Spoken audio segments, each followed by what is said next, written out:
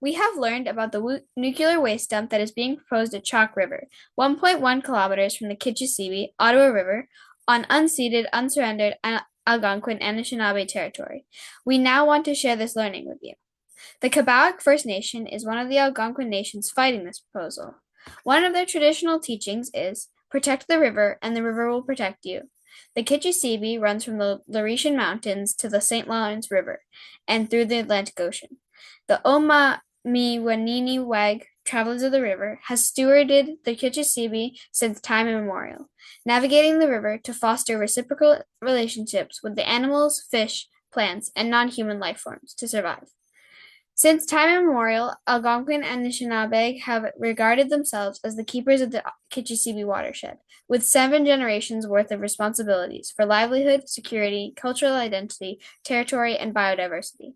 As Lance Haymond, chief of the Kebaowek First Nation, says, it's not only a First Nation issue, it's a human issue, and we are doing this on behalf of our people and all Canadians who depend on the Ottawa River for their drinking water source.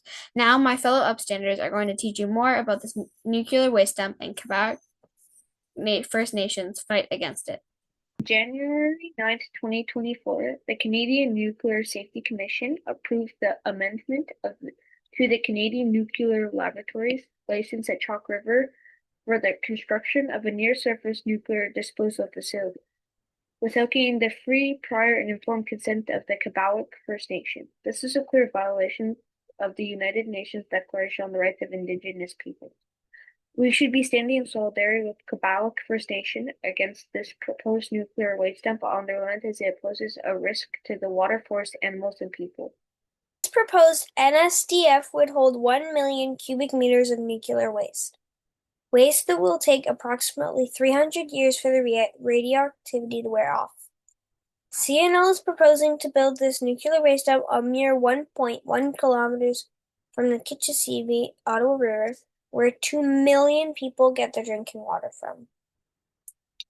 CNL's past handling of toxic sewage leaks into the Kichisibi does not provide much confidence that they can be trusted with potential future problems.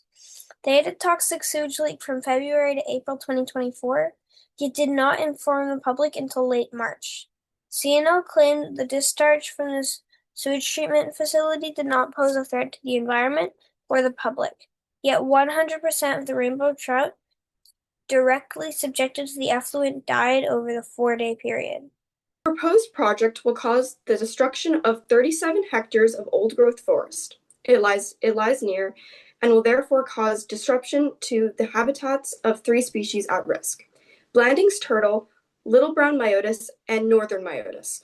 Furthermore, it will negatively affect the habitats of the eastern wolf, which is listed as a threatened species under Canada's Federal Species at Risk Act. A recent federal court decision states that CNL should not be allowed to move forward on the construction of this nuclear waste dump. They have not sufficiently proven that they considered all reasonable options or justified why the chosen site was the best solution.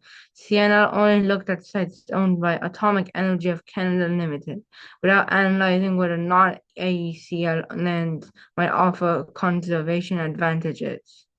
Join us on Wednesday, October 8th at the Rally of Allies for Court Support to stand in solidarity with Kebaowek First Nation, 12 to 2 p.m. at 90 Spark Street.